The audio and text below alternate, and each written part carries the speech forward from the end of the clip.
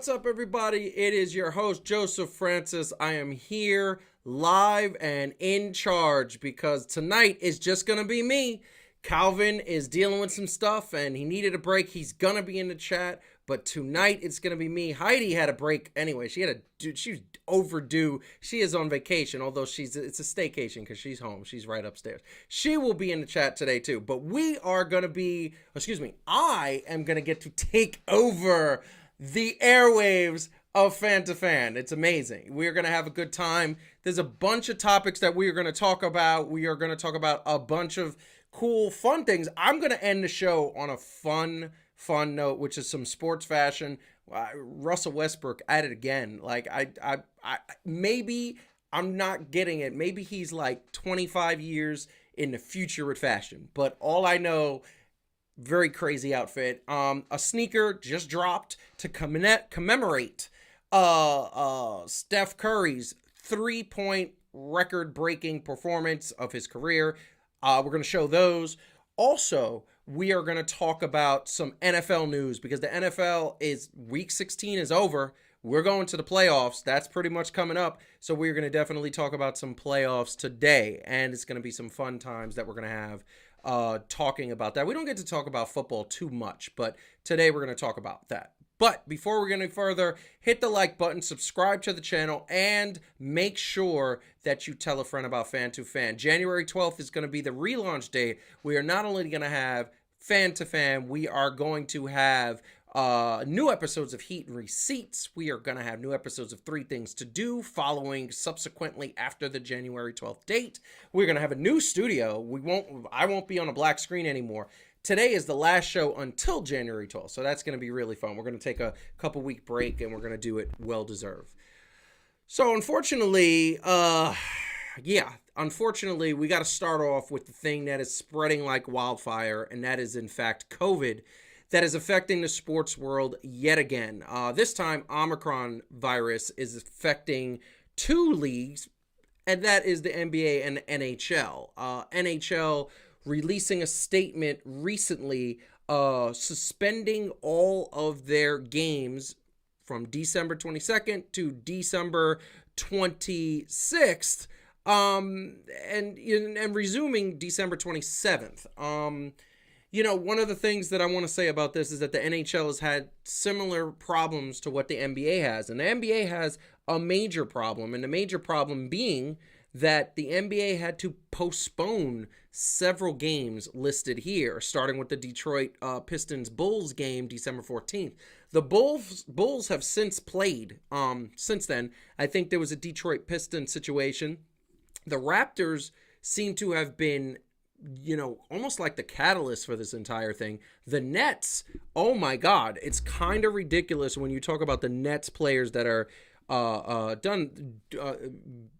on health, safety, health, and protocol for the NBA, testing positive for COVID. And, the ongoing joke is that clearly James Harden decided to take the whole Nets team to a strip club in Toronto, and that is what happened. We know his history. I'm not judging James, but, those places aren't exactly clean.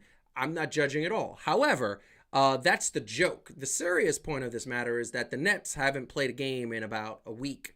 And they have so many players that are on that COVID protocol list. And they're not the only ones. The Boston Celtics have a lot of players. The Cleveland Cavaliers, including Jared Allen, by the way, hitting my fantasy league. I'm so happy. I'm a little bit upset about that because clearly he was killing it. Anybody who has Jared Allen on their fantasy team knows that Jared Allen was averaging a double-double. He is out. The Dallas Mavericks have several players out, including Luka Doncic.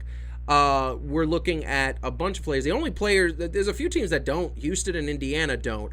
But when you look at the Los Angeles Lakers, they have a few. Milwaukee Bucks have a few, including Antetokounmpo. Minnesota Timberwolves. The Knicks have been hit very badly. And Kevin Knox was starting to emerge, actually, and show what he's capable of finally. And now he's been put on that COVID protocol list. Orlando Magic, the Sacramento Kings, every single team has gotten hit. The Toronto Raptors and the Nets have gotten hit the most. And that's why I make that joke. I feel like James Harden said, hey, we're just going to go to a strip club and you got all of you guys can come. I'll take both teams. Let's get some chicken wings. But Lou Williams was not around for that one. But that being said, it is a major situation. You know, when you have games that are being played without stars, these are stars of teams, Luka Doncic being one of them, stars of teams that depend on these teams to play well. Like without the Luka, the Mavericks are a lottery team. Like, and that is the bottom line. And, you know, Kevin Durant is in the lead conversation for MVP, and certainly James Harden hasn't played up to snuff and up to par. Clearly, the Nets weren't doing that well with him. They lost a couple games without him. James Harden hasn't been seen for about the same amount of time. Without Antetokounmpo, the Milwaukee Bucks, once again, lottery team. I guess they can put together some wins because they have good defense. Maybe they're more of a play-in team. But at the end of the day, when you have your stars playing from a point of like playing a league playing without your stars, then what are you doing? There is another element which we're going to get to in a second, but the fact is that the NBA has developed a problem, and this problem coincides with, you know, kind of what, you know, is the fans coming back to the game. And then, you know, they have several protocols. The NBA COVID guidelines are as followed. You know, you have to, if you receive a positive, you have to, you know, quarantine in basically wherever you're at. If you are on the road, you're quarantining in your hotel. You are basically supposed to stay there. If you're in your home city and your team's not traveling, you got to stay home. You know, an unvaccinated person is not playing technically. I mean they are playing, but they're not in New York. We'll get to Kyrie in the second segment. And if a player tests positive, they got to spend a minimum of 10 days. That's the CDC guidelines, 10 days quarantining. I had to do it in August, and it was, you know, it's a little secluded, but that's what you have to do. And, you know, here's the thing. Any unvaccinated players that test positive, they're flagged for the tracing. A similar situation with the NHL. I think the NHL has it a little bit more clear, but and really because as of a couple of weeks ago, the NHL was boasting about the fact that they had 97% of their players vaccinated. I mean, that's 3% were not, and that's a really small percentage.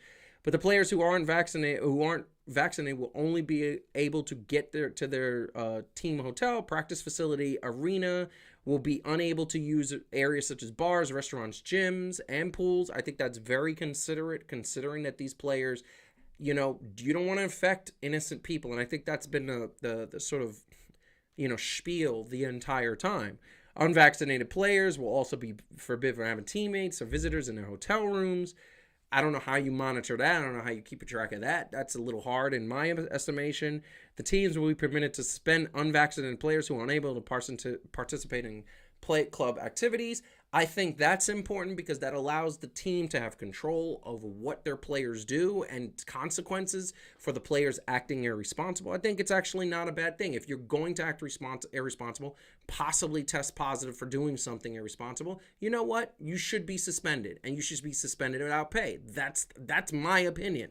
Unvaccinated players lose 1 day's pay for each day they miss. I mean, here's the thing. Once again, motivation to get that vaccination.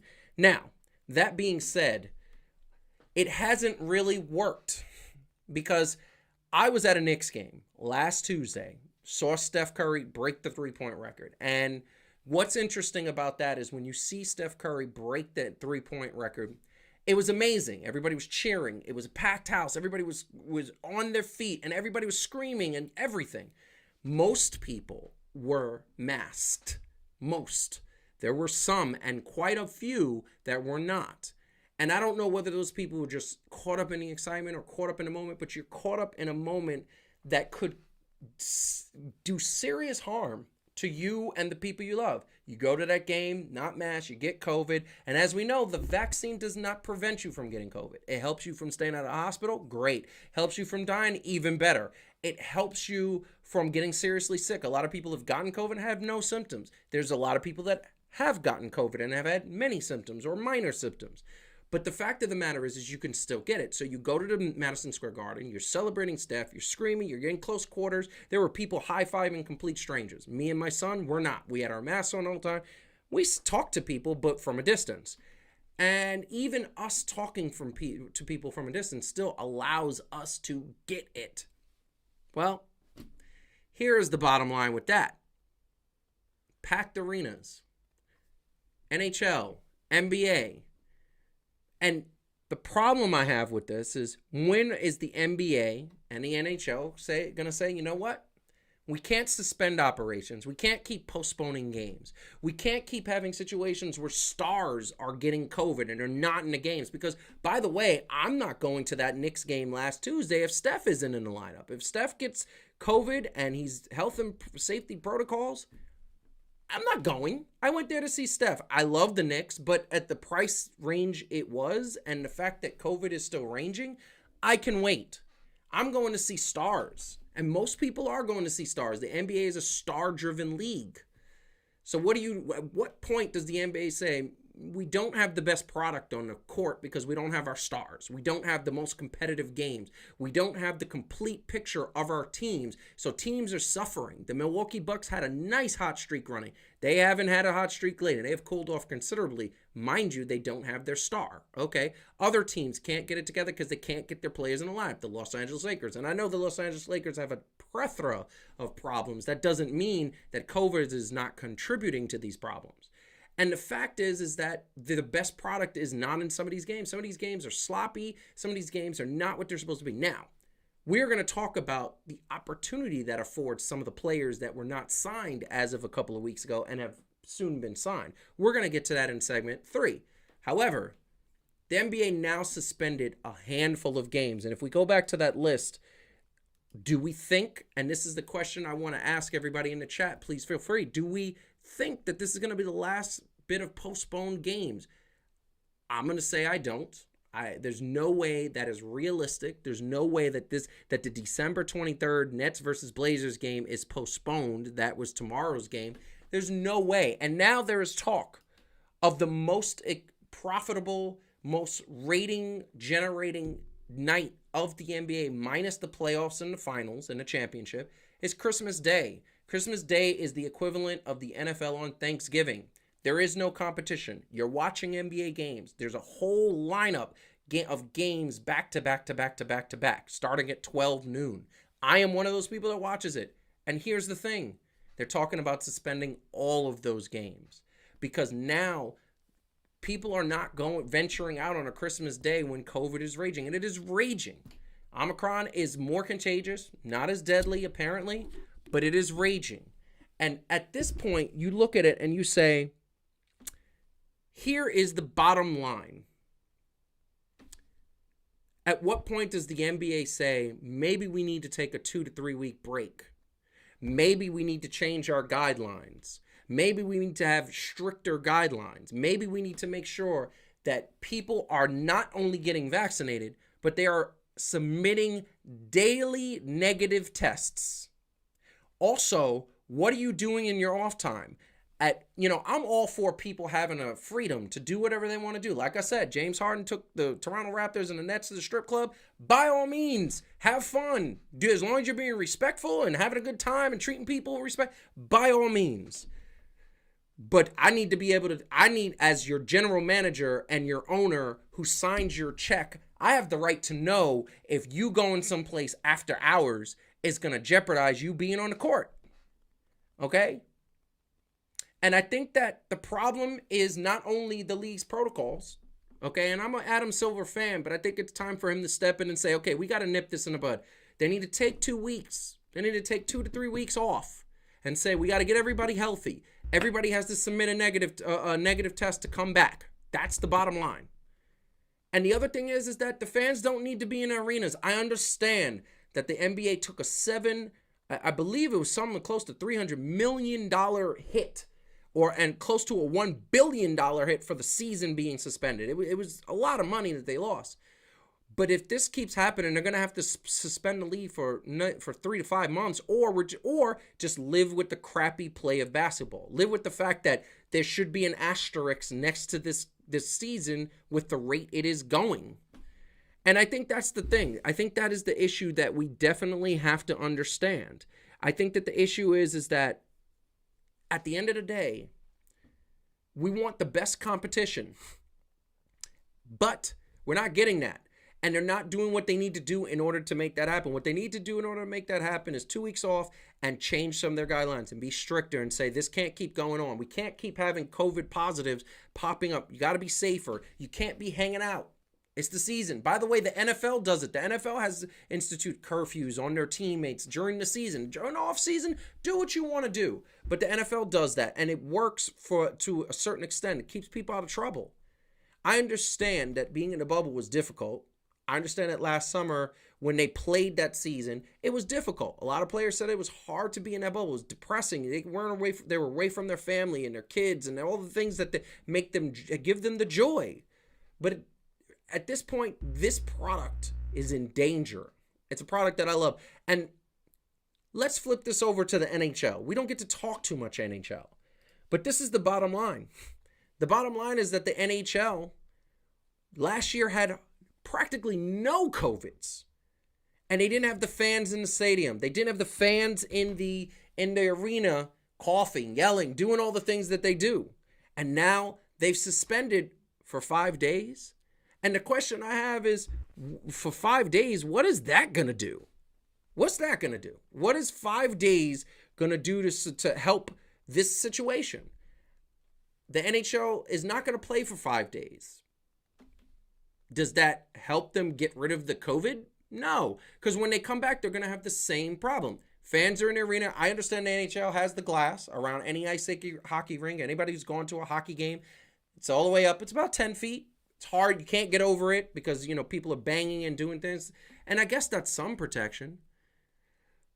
But it's not enough. And it's showing that it's not enough. It's showing that these leagues are not doing what they're supposed to. And what you're going to have is games that are subpar. You're going to have games where luck goals are happening. And when we crown champions in May and June, guess what? You got to say, well, they won a season, and what would have happened if this team would have been healthy? I don't know if they would have won. We all know the Tampa Bay Lightning in the NHL is probably one of it's developed a dynasty. It's been in the Stanley Cup Finals or close to it for the last 10 years. If they don't make it out of the first round, are you going to say it's because they just dropped off from last year after winning the Stanley Cup? I mean, no, that doesn't happen. It doesn't happen where you win the Stanley Cup and then you barely make the playoffs or don't make the playoffs or lose in the first round. Most of the time, you're competitive the next time. So there's going to be an asterisk next to this team's championship if they don't do something about it. And I don't think the NBA or the NHL wants to do that. I don't think they want to have a situation that it happens. Now, and I want to give a shout out to Calvin. Yeah, he's had a rough week. It's been a rough month for him, and he's powered through all the stuff that he's got to do in his personal stuff. We're not going to put it on the air, but he's powered through, and he's been on the show the last couple of weeks. I texted him today and said, dude, do you need a break? He said, yeah, I kind of do. And that was perfectly fine. And I was happy because I've never done this show by myself. So I was just like, well, this is going to be fun. That being said, I believe that we are in a situation where we're going to have a suspended leagues. Sports are you can't have the fans as long as COVID exists, or you're going to accept that there's going to be basically super spreader events every time you go to a game, which I'm surprised hasn't happened yet, mainly because I'm sure the vaccination provides the protection against a lot of people. A lot of people don't get COVID because of the vaccine. Now, it's different now with Omicron because it's so contagious. That is the difference. But what I want to say is that it is an interesting situation that we have developing in the sports world, because here's the thing. NBA is having this problem. NHL is having a problem. They're indoors. NFL and MLB are outdoors. Now, I know that's a different situation, but you still have the same situation where there's thousands of fans. People might get a little lax. People might say, I'm outdoors. I don't need to wear a mask. By the way, I'm one of those people. I walk down the street. If there's nobody around me, I take off my mask outside. However, if I'm in a crowd, if I was in City Field going to see a game, I'm putting my mask on because there's people around me. And even though you're outdoors and the chance of getting COVID goes way down, that doesn't matter because there's still people around you. So I think that it is a situation that the NBA really needs to conquer. So I'm going to definitely, and hello, Annika and Schnurr, I'll put them both together because they like each other. They're awesome peoples. But what I will say is, look, it is a situation where the sports during the pandemic is, and this is Heidi. I remember having no sports during the pandemic. Personally, I would rather have a bumpy season than no season. I get what you're saying. I understand that. But I love competition. I love competition. And I love to have the best go against the best. I think one of the best finals, in my opinion, NBA finals, was Michael Jordan's Bulls versus Karl Malone's Utah Jazz. I thought that team should have beaten the Bulls, and I thought they had a couple of lucky shots here and there, and the Bulls won. And I remember saying it was the best versus the best. I want to see the best versus the best. That's what I want to see in the championship. That's why I've said for so many years the NBA needs to restructure their playoff picture, because I would love to see the Golden State Warriors go up against the Phoenix Suns in the finals, because truthfully they're the two best teams. That would be Game 7 overtimes. That would be buzzer beaters. That would be so exciting. That would be one of the best basketball series ever. And we're not going to see that because they're both in the West. Now, it could make for an interesting Western Conference Finals. That would be awesome. I would love that. But, here's the thing. And Heidi, I agree with you. I don't think they're going to make the solutions for keeping Omicron away from the league. They're not going to change anything. I think that they think that everything is right. And I think that they think that everything is perfect, so they're not going to change anything. And it's sad because what we're seeing now is superstars are being set out, games are being postponed. And what's going to happen when you have to make up those games? That's the question. Are you going to have back-to-back and then a day off and then back-to-back games? You're going to play 4 games in 5 nights? That's going to be horrible. That's just as bad as your players being out, because guys like LeBron James can't do that. They're in the upper 30s. Chris Paul can't do that. And even the younger guys. Antetokounmpo, if he gets banged up the right way, he's sitting down. And then you're going to have Luka getting banged up and Julius Randle and Kevin Durant. Kevin Durant, is he, do we not forget he just had an Achilles injury that is really, every time that man goes up for a shot, I hold my breath because I don't want him injured. I want the Nets to win. But this is the thing that's going to happen, is that they're not going to do it. And the only way to make this work is to put them in a bubble. The only way to get no COVID is to put them in a bubble for the rest of the season. You can't do that. That's inhumane. I get it.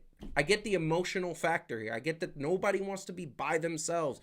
We have a couple of friends that might be by themselves for the holiday season, and that's horrible. I feel for them, and I would never want to go through that. I went through that one year. I was in Christmas working video production, and literally was in a hotel by myself on Christmas Eve and Christmas Day. It was sad. It felt horrible. But I remember thinking, I'm going to get home that evening, and I did. This is not the case this year. There's so many families that are going to be by themselves throughout the whole weekend, and it's sad. And look, I'm not going to get preachy here, and I'm going to stick to sports, but I'm going to say one comment. If everybody would have took 3 weeks and stayed home last spring, nobody goes out, and if you do, wear a mask, if you do get vaccinated, we wouldn't be in this situation right now. And science proves that. Science proves that if every single person was vaccinated, COVID would have been dead. You know why? It happened with polio. It happened with SARS. It happened with pretty much the measles. It happened with so many other diseases throughout time. And the fact of the matter is that didn't happen. We had half the country saying, no, I don't want to get it, and half the country saying, yes, I'll get it, but I'll get it on my terms. And it just didn't work. And now we're in a third wave of this stupid disease. It's the dumbest disease in the history of mankind, I think. I think our ancestors are looking at us saying, really? You guys have all this technology and you can't beat this? That's just my opinion. That's what I think personally. But that being said, getting back to sports. And as I said earlier, the only positive that has come out of NBA being rocked by COVID, and I mean rocked, is that there have been opportunities for many different players to come back. Unfortunately, Kyrie, being a part-time player, is one of them. And I said this a couple of weeks ago on the show, that this guy cannot play part-time. It's not going to work. I said it so many times on every single NBA show. The only teams that win the NBA championship and go far in the playoffs are the playoff teams that have chemistry. And how do you have chemistry where half the games you're going to have your all-star point guard, and half the games you're going to have somebody come in and start for him, most likely Patty Mills. That's the way they've set it up. And don't get me wrong, Patty Mills is a professional. Patty Mills has proven that he could step up and be whatever they need him to be. I loved Patty Mills on the San Antonio Spurs. I love Patty Mills now on the Brooklyn Nets. He is dope as AF. Okay? Dope AF. My bad. Messed that up. But the thing about Kyrie is that here's the bottom line. He's coming back to a team that's not doing too bad without him. He's coming back to a team that the only reason why he's back is because they need him. It's because they basically don't have enough players to play on the court. And my question is, a week from now, when people have gotten healthy and they get those negative tests and you got a full squad again and you're back to playing games, what are you going to say to Kyrie then? Are you going to say, yeah, you could play half the time? I think it set a bad precedence. I think there were so many people in the media that said this was bad and this was not. It was bad for one reason and one reason only. Well, two reasons. One, the chemistry. Two, it sets a bad precedence. It basically says you don't have to follow the rules. You're a superstar. And haven't we seen throughout the course of sports history that anytime a superstar says, I don't have to follow the rules, it never ends well. Like, I don't understand. History is one of the teachers of humanity. It's how we learn from our past mistakes. It's how we evolve. It's how we become better. And at the end of the day, look, it was definitely something that they don't want to do. So, like, you look at this now, and you look that Kyrie is coming back into the lineup. And yes, he does look mad like somebody stole the stage. I picked that picture because I feel like nobody knows what Kyrie is thinking. Nobody's sitting there saying, I know what he's thinking. We can't read minds. But I know people. I've dealt with people a long time in my life. And I've dealt with a lot of people. And the fact of the matter is that Kyrie, the one thing that should be going through his mind is, do they really need me? Because they're doing pretty well without you. Now, mind you, games are harder to win, and they're not beating good teams. They're not beating playoff teams, but they're winning, and they're in first place in the East. And that's something that, to me, if I was him, it would mess with me a little bit. It'd make me say, you know what, maybe I need to get this shot so I can be on the court full time so I can play. He's all about standing up for his views, and I've said on the show, and I've said in social media, and I've said in all of these things, at Fan2Fan Show on Twitter, Instagram, and Facebook, you can't have a guy coming in thinking he's bigger and better than the rest. Calvin, you got a point. The Nets should make up their damn mind. It's got to be consistent, okay? You say it's okay for you not to get the shot and play on the court. What are you basically saying? You're basically saying that he could do whatever he wants. I don't know how many times in sports history somebody said to a star athlete, you could do whatever you want. And that ended up being raping somebody, that ended up being aggressive with somebody, that ended up being fights in bars, that ended up being embezzlement, tax evasion, all types of stuff, drug use. And that never worked out well. It never was a situation where they said, oh, you could do whatever you want, and the person actually did great things, you know? I remember hearing Derek Jeter talk about, you know, having the sort of rules and restrictions that the Yankees put on him, and said it helped him to be focused. It helped him to stay true to what he was trying to achieve, which was championships every year. And guess what? A lot of players say that when you have that structure in place, it helps them to stay focused. It's kind of like with my 7-year-old, you know, if he doesn't have structure, he'll go crazy. He'll eat chicken wings, he'll eat chicken fingers and French fries, breakfast, lunch, and dinner, and be sick and dead by the next week, because that is just not a diet we need. He would never touch anything green. Vegetable, ugh. But guess what? That's what the Nets are saying to Kyrie. Like, you could do whatever you want. You don't have to follow the rules. You don't have to be on par with the team. You don't have to make a sacrifice. Because here's the bottom line.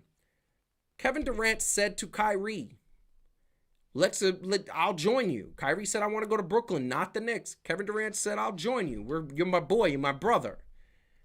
And I'm sure, obviously, when they did it, there was never a point where they was like, oh, COVID's going to happen. Nobody knew COVID was coming. It blindsided us all. But at the end of the day, where's the point where he says, I am going to make this sacrifice? It's not going to hurt him. It's not going to kill him. It's not going to do anything except help him fight a disease, give him some symptoms for 24 to 36 hours. He doesn't want to do that. He doesn't feel like he needs to do that. So that being said, he decided not to. And he left James Harden and Kevin Durant to hold the ship. And mind you, they've done a good job. And mind you, the role players have stepped up. And now Blake Griffin is back in the rotation. And that team is feeling like they're starting to come together. But this team's offense was designed for the three-headed dragon. It was supposed to be the Ghidorah of the Basketball Association. And it is not anymore. It is a two-headed thing that just doesn't work because now teams are like, well, we'll let Kevin Durant score 40. James Harden's not having a good year. We'll focus on the rest of the team, and this team is very beatable. That's the X's and O's. That's it. That's what it is. Well, guess what? I'm going to tell you right now, Kyrie's coming back at some point, and surprise, surprise, he comes back, he takes a test, he's positive. He has COVID. Like, he walked right in and said, boom, it's COVID. So here's the thing. Not only were you home, not with your team playing, you certainly weren't just staying home. You were out and about, or you had family coming in, or you were doing something because you walk in and you're COVID positive. And that's the thing. Like, if you were going to walk in and be COVID negative because you're staying home because you realize, yo, this is about, I just don't want to put stuff in my body. Guess what? You would have walked in COVID negative. You would have said, yeah, I didn't need the vaccine. I'm COVID negative. Bam. Got you. All in your face. Pie in the face. To the Nets, to the world, to them. No. He walked in COVID positive. Exactly what we were talking about. Exactly what we're talking about. You didn't do it for you, Kyrie. You didn't do it for your beliefs, Kyrie. And all the people out there saying, oh, he did it for beliefs. No, you did it for, you wanted the spotlight on you. You wanted to be the focal point of you standing up for something bigger than yourself. Well, let me tell you right now, Kyrie. First and foremost, I think you're one of the best basketball players in the world. You are box office, as Stephen A. Smith has said. I think every time you touch the ball, it's magic what you do with the ball. This is nothing about basketball. This is a personal comment. You're not Muhammad Ali. You're not Jesse Owens. You're not all the other players that stood up for something that was much more than a COVID and a vaccine. That's not what this is. Okay? You could have easily taken a shot for the sake of everybody you love to keep them safe. That's what I did. That's what so many people I know and love did. And I was scared. I said, yo, what if this turns me into a zombie? Joking around, of course. What if this puts a chip in my arm? I didn't believe that for a second. But, just humoring, what is this? Why is this free? Because we all think this as people of color. We say, yo, why is this free? What are you giving me? And we give that suspicious, like, that's the look. I don't know. You acting a little shady. Giving something free can never be good. But at the same time, I said, I'm going to do it because I want to make sure that I try to keep my family safe and my kids and my wife and everybody. I want to make sure they're safe and I want to do my part. You didn't do that, so you left your brother on the team high and dry. You left Nets fans high and dry. That's what you did. That's the truth. You can't get around that. You could say, oh, I did it for my beliefs. But if you said, well, I did it for my beliefs, I'd be like, but you left the team high and dry. Yeah, but I didn't trust it, but you left the team high and dry. Yeah, but I didn't, but you left the team high and dry. That's the answer to everything that you would say. It's sad. Now, the positive spin on all of this, and this is what I'm going to say. And I want to get to the chat really quick. Heidi, I keep saying every league gets the behavior they allow, period. If Kyrie and Ben Simmons get the teams to bend their will, expect more of it. And that's it. Ben Simmons is doing the same thing with Philadelphia. He's going to get to a team that he probably wants to play for. If I was them, I would have sent them to Minnesota. I would have got Anthony Edwards and another player, but Minnesota wouldn't have made that deal because Ben Simmons ain't trying to stay in Minnesota, and he knows it. So he sabotaged that. Love the high school psych analysis. I mean, look, I was supposed to be a psychiatrist, Schnurr. In case you didn't notice, first day of psych class, I was just like, too much reading. I got 7 classes, and you want me to read 5 chapters. Ugh. And he thinks he's going to mock his chi. Iron Fist reference there. To be fair, it's super easy to get unless you are on an island. I don't care about he has COVID. I care that he's really a crap role model. I mean, I get it. as I touched on it later on in that soliloquy, yeah, I get it. I get that he's not a good role model, because the thing I always said that scares me about this is I'm sure there are kids out there that are 12, 14, 13, 17 that idolize him because he's such a good basketball player, and say, well, Kyrie's smart, because I want to make no mistakes about it. Kyrie's one of the smartest people you ever hear speak. He's an intelligent person, which is why this makes this so infuriating, because he could have done research and he clearly didn't. And the fact of the matter is that what you see is that I'm sure there's kids out there that said, Kyrie's not getting it, I'm not getting it. And if one kid says that, gets COVID, and God forbid passes away, where's the responsibility? Is Kyrie going to say, that's my fault, that's on me because I inspired him? No, he's going to say, well, I shouldn't be this boy's hero. That's going to be the scapegoat. Well, unfortunately, because you are so good at what you do, you are. My son, I'm his hero personally, but he idolized Steph Curry. You know, because Steph Curry is an amazing basketball player, shoots the three, has fun while he's doing it. He says, yo, that looks really good, that looks great, that looks fun. And he wants to be that. I wanted to be Michael Jordan as much as I couldn't stand him. I wanted to be like Mike. I wanted to be like Derek Jeter when I saw him play baseball. But guess what? Those were idolized. And then, also, he married a scientist, so we don't allow to talk that out. She is a scientist. Yeah, she comes with me in facts. The idea is on point, as you've seen on the show. But the positive spin on this for a bunch of players, and once again, hit the like button, subscribe to the channel, and follow us at Fan2Fan Show on Instagram, Twitter, and Facebook. The positive spin is that there have been a lot of players that have gotten opportunities to play in the league that they didn't have a couple weeks ago. DeMarcus Cousins was not signed a couple weeks ago. The Milwaukee Bucks got hurt with COVID injuries, including Antetokounmpo, and he got signed to a deal. And by the way, put up 12 and 12 the other night. 12 points, 12 rebounds. Can you ask any better? Isaiah Thomas, who was the biggest, like, why is he not signed to the league? Signed with the Lakers. Had a really good game and a really crappy game. I'd like to see what he does in the next game, because I'm interested to see that. I wanted this, and I'm glad he's there. Picked him up on my fantasy league. Joe Johnson, who proved in the 3-on-3 league that Ice Cube owns, proved he could still play. He was schooling dudes there, and now he's with the Celtics, 10-day contract, and that is amazing. I want to see Joe Jordan. I wish the Nets would have picked him. And then this guy, we all remember Lance Stevenson. We all remember him blowing in the ear of LeBron James and acting a fool and all that stuff. But he's entertaining, and the guy can play basketball. I don't know if he's as good as he used to be, but he can play basketball. He deserves to be in the league. You're going to tell me that there's 1,000 other dudes that are better than him? Absolutely not.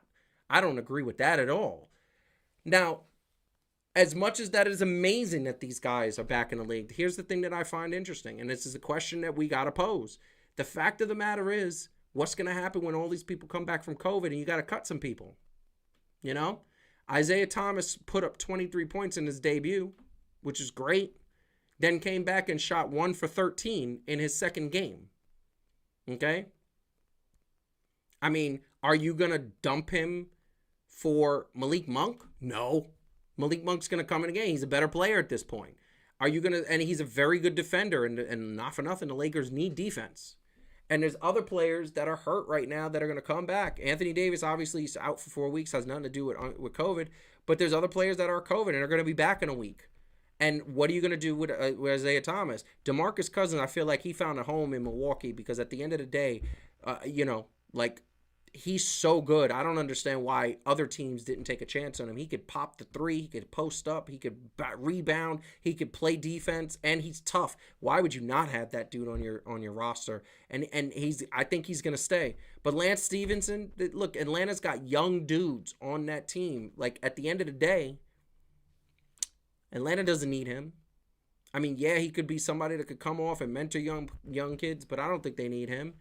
And Joe Johnson, look, the Boston Celtics aren't doing, I mean, they got their 2 stars, but other than that, and Marcus Smart and Dennis Schroeder, but other than that, and Al Horford, but once again, they got a full squad that are you going to have him not play? I mean, look, Joe Johnson can still play, and I think he's good enough to stay, but that's the question. Are these players going to leave? Are going to be cut afterwards, and are going to be dealing with the same thing? I mean, look, can a 10-day contract can lead to a full contract, which is amazing, which is a good thing. But it's going to be interesting to see, what happens. Kyrie isn't dumb. He's a jackass. He's as smart the way Kanye is smart. Bet he doesn't get the fish sticks joke either. No, it's funny because I feel like I saw them two together and I was like, yeah, that makes sense. I'm gonna take a drink of water because I'm talking a lot. And it is amazing. But it's going to be interesting to see what happens in the next 7 to 10 days with the league. And if they have to postpone games for Christmas, that's going to be a hit. If these players don't have a job in 10 days, that's going to be a hit. It's going to be interesting to see if if somehow this works. I'm a Nets fan, as you can see. I'm a New York fan. I want Brooklyn, the Knicks. I want them all to do well. It's hard for me to believe that a part-time player is going to come in and develop that chemistry that a team needs to have, that to win big, to go far. Chemistry is such an integral part. We're finding out with the Los Angeles Lakers that chemistry is something they lack, and it's very apparent. And LeBron James is only one guy, and he's in his late 30s, and he can't do it. So it's going to be very interesting. But that being said, we are going to move on to the next topic. Look, happy news. Buck Showalter. He is the new manager of the New York Mets. And I got to say, I can't say enough about how much I love this move. I love this move because the New York Mets are a young team. They are a young team that is up and coming. And I feel like there's a lot of young players. There's some veterans, but there's mostly young players. And they need that leadership to guide them. And here's the bottom line. Buck Showalter, he is not only a seasoned veteran when it comes to coaching. I think he has done something that a lot of coaches in this league don't do. The MLB is not known for adaptation. Buck Showalter still has that firm hand. He's still very widely respected as a Mets coach. He is one of those coaches that, players have played with him. They like him. They believe that a lot of the places where he got fired from he got raw deals and shouldn't have been fired. But he was in Baltimore. He had a little bit of success the first couple of years. And then Baltimore's team just sucked after that. They were just horrible. They had players that were pretty good and then all of a sudden took a downturn, or players that were really good and signed with other teams, and you're left with a bunch of farm system guys, and you're left, truthfully, rebuilding every year. And that's what Baltimore is. Baltimore, after Cal Ripken left, has been 2 years of good, 4 years of bad. 2 years of good, 4 years of bad. And mostly, and then in the last decade, it's been 1 year of good and then 5 years of bad. It's just, and Buck Showalter wasn't to blame. Now, what I will say is that his adaptation is he still has the firm hand, but he recognizes that these guys, while they are young and while they need to be taught, they are also grown men. And I think that's something early on in his career. He was not that. He was more firm, more like, got to get it done. He was definitely more of a hard-nosed person based on what I saw as a fan. But this New York team needs to have a firm hand, and they need to have somebody who's going to show them the way and take the leadership. And in press game conferences, when the person says, "Hey, why did you do this?" he says, "Well, I'm the coach. I'm supposed to do that." "Well, why did your pitcher do this?" "Well, I'm the coach. I'm supposed to do that," and take the bullet for his team. And that's what a good coach does. That's what Joe Torre did. That's what Joe Girardi did. That's what Bobby Valentine did. These were good coaches. Tommy Lasorda. There's so many good coaches in the history of baseball that when their players didn't play well, they stepped up and they said, "No, it's my fault. Don't blame my players. Don't come at them with that." So you look at that and you say, at the end of the day, the Mets have made a lot of moves. And right now, look at this. They got the Max Scherzer. They have Marte. They got a bunch of other players. There's several players. Now they got Buck Showalter managing this squad. And several endorsements from several players saying that they wanted Buck Showalter to be the next New York Mets manager. And they are done. And that is the case. He is that. He has proven he could coach. He's proven he can do the things. And my prediction, and I want to ask Calvin and Heidi, since they're in the chat, what is your prediction? Do we see playoffs with this team? I believe playoffs with this team. I'm going to go right on the record and say I believe the team will be in the wild card or the playoffs. Now, I don't know if I could necessarily see them beating a team like the Dodgers or like the San Francisco Giants or like the champions, Atlanta Braves, who have proven that they're really good. But I will tell you right now, the Mets, I believe, will get into the playoffs. I believe that they have the pitching, and it depends a lot on Jacob deGrom, right? He's supposed to be back about 2 to 3 months into the season. So they're gonna have 2 to 3 months to kind of go down with him, and really get players to step up. But Max Scherzer is gonna be their ace for the first couple months. I was very, like I said a couple of weeks ago, I was very upset that Stroman signed with the Cubs because I think that he was such a good pitcher, but he now is with the Cubs. So they really only have Jacob deGrom and Matt Scherzer, and right now Jacob deGrom is hurt. So I look at that and say, yeah, I don't know. I am a little worried about that first couple of months of the season, but I think they're going to pull it together. I think they're going to find talent. I think they're going to be coached well, and you need a coach who's going to be able to find the pitchers to fill in that gap that Jacob deGrom is going to leave. And he is the best player in baseball. I've said it a million times. But yes, it is. And Heidi, of course, your name is Buck. What else can you be? Well, I want to say, if your name is Buck, you're either two things. You're either a baseball manager or a porn star. Like, clearly, those are the two options you're given as a child being named Buck. Maybe a space captain, Buck. Yeah, Buck Rogers, right? Maybe a pimp, Buck Nasty.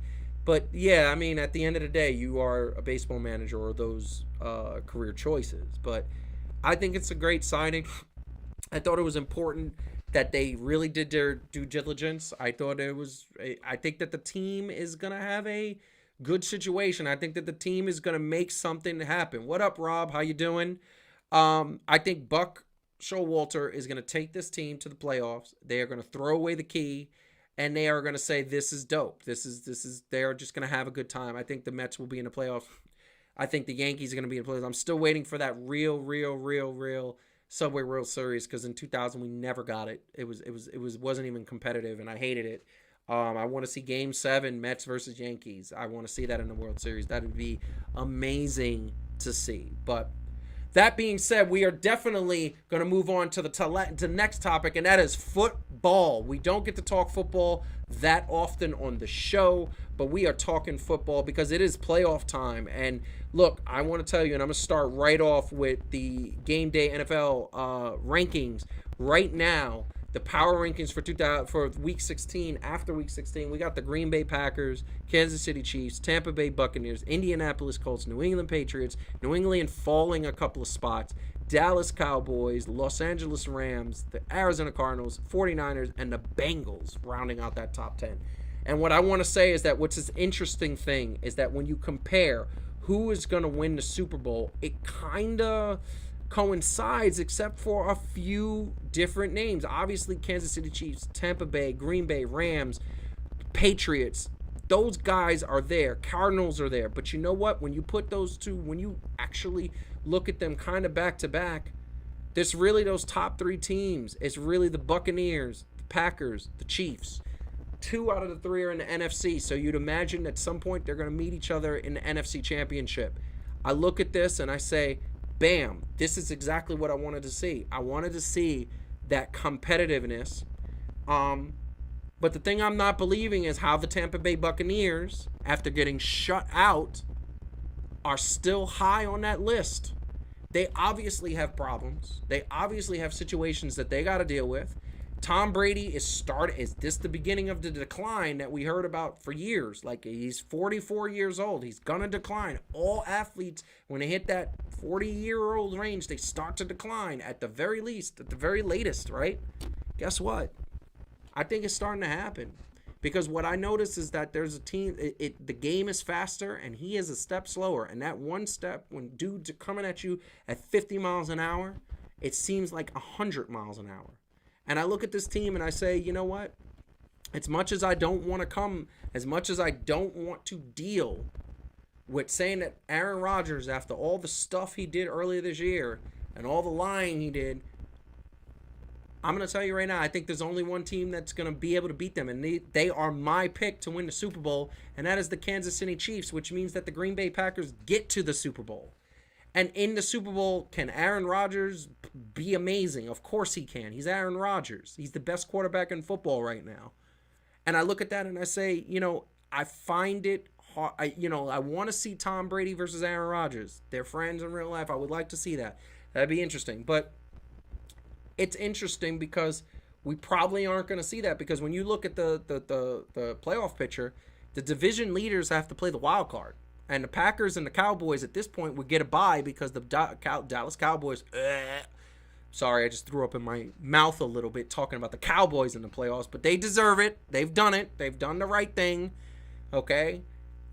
They're going to get a bye. The Packers and the Cowboys are going to get a bye, and the Bucs are going to play either the Rams or the 49ers, and the Cardinals would play either the Vikings or the Rams. I mean, it's just all that stuff. And if one of these in the hunt teams gets in there, which I don't think is going to happen, maybe the Saints, maybe. But I really think that it's going to be a situation where we're going to see Bucs versus Packers in the NFC Championship game. Now, that being said, once again, that's exciting. That being said, that the Cardinals might have something to say about that. The Cardinals, up until about 2 weeks ago, were on fire. And I look at that and I say, yeah, that's a chance. The Cardinals definitely have a team that they believe in. They have a quarterback. They have a defense that's top 3, I believe. The Cardinals are the real deal. Arizona Cardinals. But I think that it's been said multiple times, Aaron Rodgers has a chip on his shoulder. And the funny Eagles. Yeah, the Eagles are funny because it was their division to win. And they let the Cowboys take it over, and I'm mad at them for that. I didn't expect for 1 second for the Washington football team. And I didn't expect the New York Lamos, which I love. I love my Giants, but they are lame right now. They are so lame. I didn't expect them to do anything spectacular this year. I didn't. I looked at them and said, you're average at best. And I knew they were going to be the record they have. And I said, this is sad. But now the Dallas Cowboys sit atop the NFC least, and they are dominating the NFC least. That's a pretty nice record. You're 10-6. You've won some games, and this is the bottom line. I look at this and I say, there's no team I see beating the Bucs. There's no team I see beating the Packers, except for one. And I'm hoping that I do this because a lot of people don't know this, but I am a San Francisco 49ers fan. And I want to see the San Francisco 49ers build on what they had a couple years ago. They had a premier defense. They had a premier quarterback. They had offensive weapons. And then injuries. And they have never recovered. Every time they get something going, injuries. And that's what happens. And it's football. It's the National Football League. Injuries happen every week. You got to have the next man up mentality. But I look at that and say, this is the situation. I would love to see the 49ers knock one of those top teams out and say, no, we're not done, and pull a New York Giants 2007, 2011. But I don't think that's going to happen. I'm picking right now. I believe the Green Bay Packers are going to be in the Super Bowl, unfortunately, and I believe that is what is happening. And yes, I am flirting with Adam just to be that sexy, tall Irishman. Love it. No, I'm kidding. I'm a 49ers fan. I've been a 49ers fan since the 80s. I was a Giants and Jets fan first, but I remember Joe Montana. My grandmother would brainwash me into liking Joe Montana.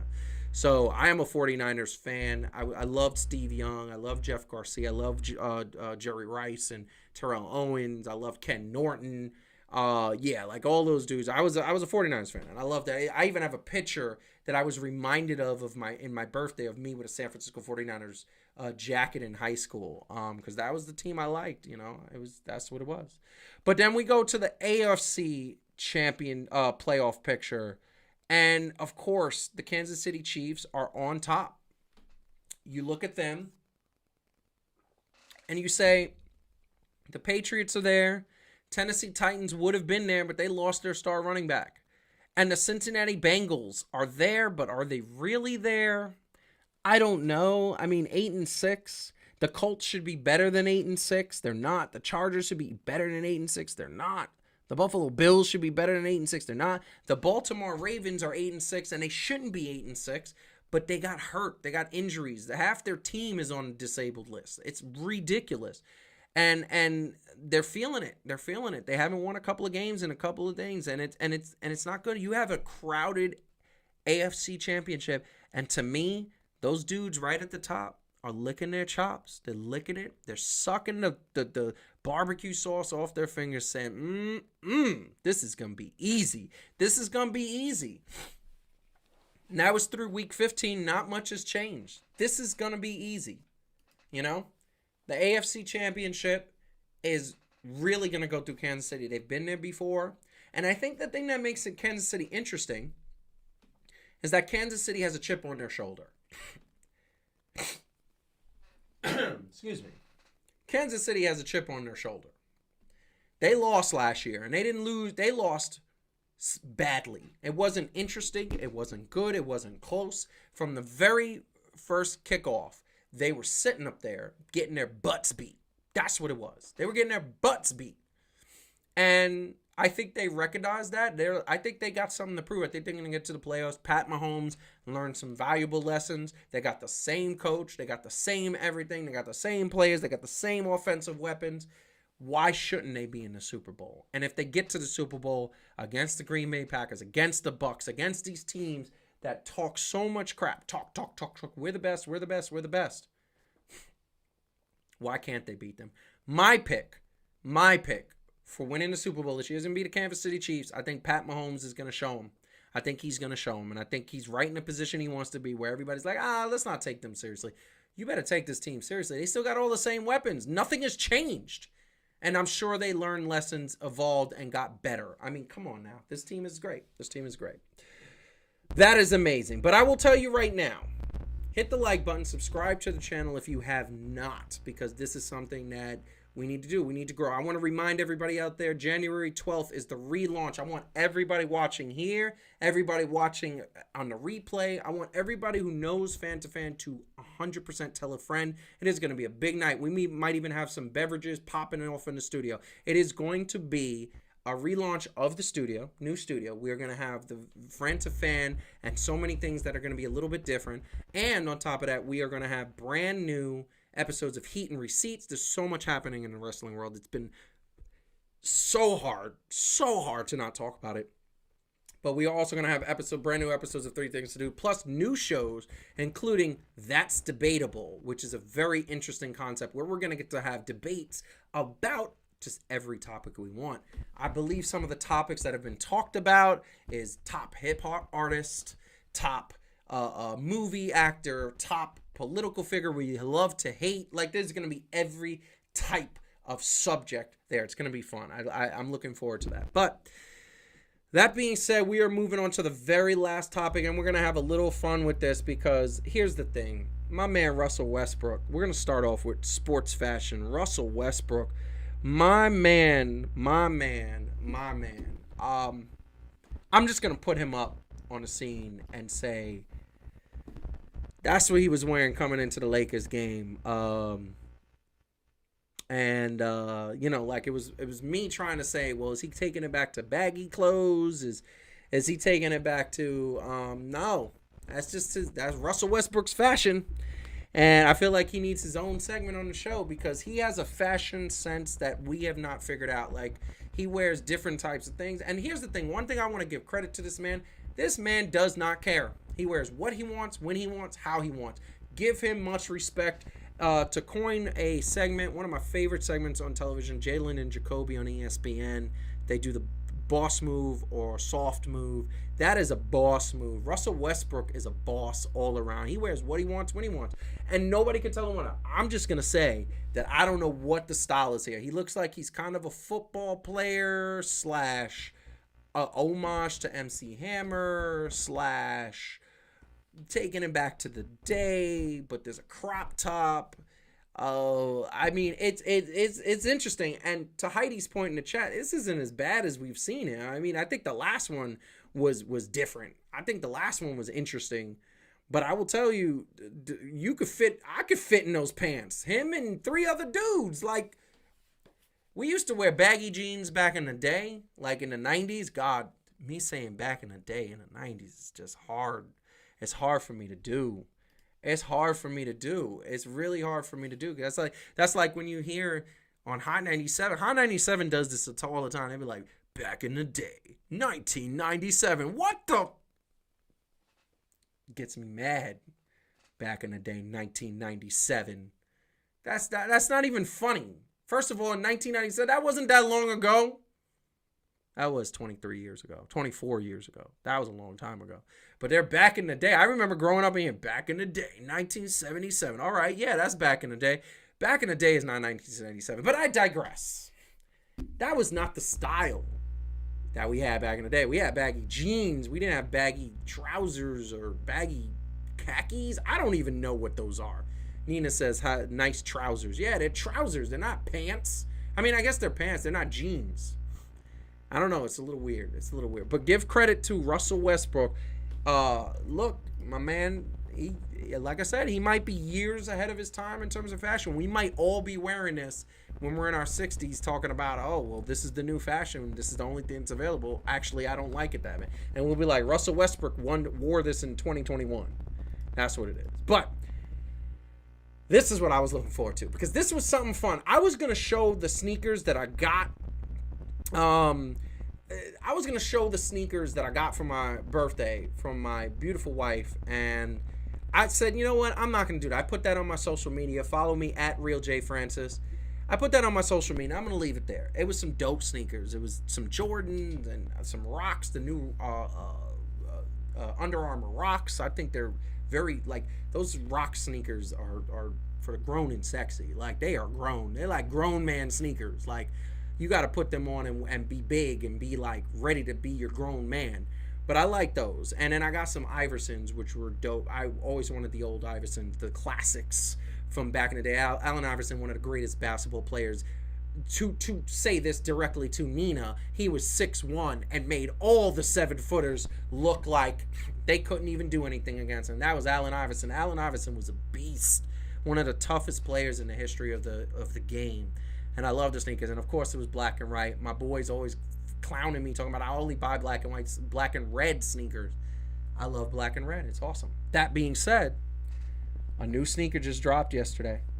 Excuse me. A new sneaker dropped yesterday, but was premiered the night of Steph Curry breaking the championship. And that is the Steph Curry all-time three-point additions. Let's go. Okay? Let's go. This sneaker is fire. I never liked the green and gold sneaker, but there's something about the style he had him on when he was breaking the record. As you can see the Knicks logo in the background. And this is the thing that I'm going to tell you. I'm going to tell you those sneakers, oh my God, they look nice. They look really, really nice. And I'm saying to myself, like, they just dropped yesterday. And I was saying to myself, like, that is going to be something I'm going to get in the spring. I never wanted a green sneaker in my entire life. But they do something with the gold that I appreciate and love. And I was very impressed. I saw these and I said I had to feature them. I would love to know what everybody in the chat thinks about these sneakers. Because, first of all, Heidi, you are hating to a lady sneaker. First of all, it's gold and green. Wow, that's some sexist stuff going on there. I guess men can't wear green and gold, huh? That's mean. But I'm gonna say I still want them. Even if I wear my lady sneakers, I will wear them with pride. It's a boss move. Let's go. Okay? And I will tell you right now that I will get them. All right? I will get those sneakers. Okay? Plus, I like Steph. She's talking about the design. Okay, she's talking about the design. But she knows. She was like, you can't wear it. These are green sneakers. That's what she was talking about.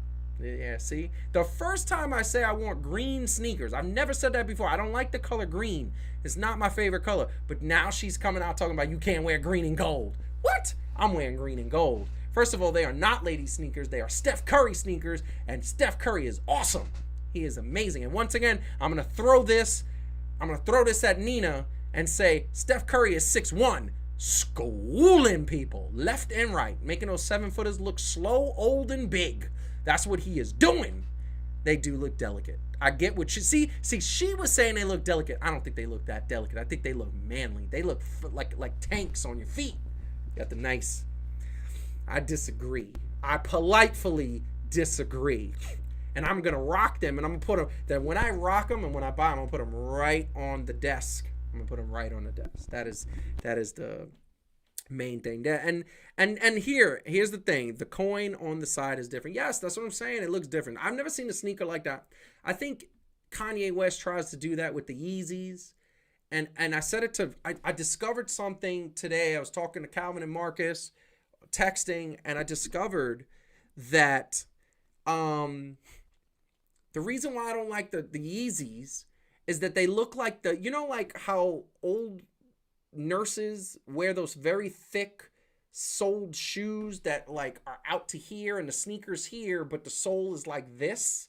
That's what I don't like about it's like old people shoes. And nothing against old people. I understand that's medical shoes. It helps with their back and their hip pain and stuff that they need. I'm going to probably be wearing them one day when I'm older. But at the end of the day, that's what Yeezys look like to me. Besides the ones that look like potatoes, because I don't want to put potatoes on my feet. Like, I don't understand why he keeps bringing out shoes that look like potatoes. They look like straight up orange potatoes. We featured them on the show a couple episodes ago. But that was the thing I didn't like about it. I was like, wow, this is weird. So that bit, Tinkerbell, really? Tinkerbell shoes? You know what? Maybe it'll make me fly. Fairy shoes, y'all are just hating. Hate. This is Buck Nasty and the haters ball all over this. Dave Chappelle all over again. Y'all just hate. You're just hating on Steph Curry. But you know what? Steph Curry is amazing. My son loves him, and I'm happy that he loves him. Steph Curry is awesome. He's like the Derek Jeter of basketball. I love it. It's amazing. Anyway, that being said, it has been a long show. It was fun. No Calvin, no Heidi tonight. Calvin, you know I love you. I hope everything is good. We know you. I'm going to text you when we get off the show. Heidi, I'll see you in a few minutes. But I want to let everybody know. I want to remind everybody. January 12th, I want every single person to tell every single person that they know. This is a call to action. It is the relaunch for Fan2Fan. Brand new studio. Brand new segments. Brand new logos to the segments. Brand new feel and a brand new situation. Same energy, same people you know and love. We're going to have fun with this. And it is going to be a very amazing thing. I want to tell everybody, first and foremost, because we kicked off the show with all the COVID happenings. I want everybody to be safe, mask up, vaccination. If you don't got to go to a crowded department store, order online, stay home, relax, have some hot cocoa, watch some Netflix, chill, just relax. That's what the holidays are about. For those who have to work during the holidays, my mother is one of them. Nina, I'm sure you're one of them. Yo, stay safe. You guys going through all of this are the heroes. You know how we all feel about you. And at the end of the day, we want everybody to please stay safe and keep watching sports, because every single time you watch sports, you're helping us to have a conversation, and that's what Fan2Fan is all about, having a conversation, fan to fan. Peace!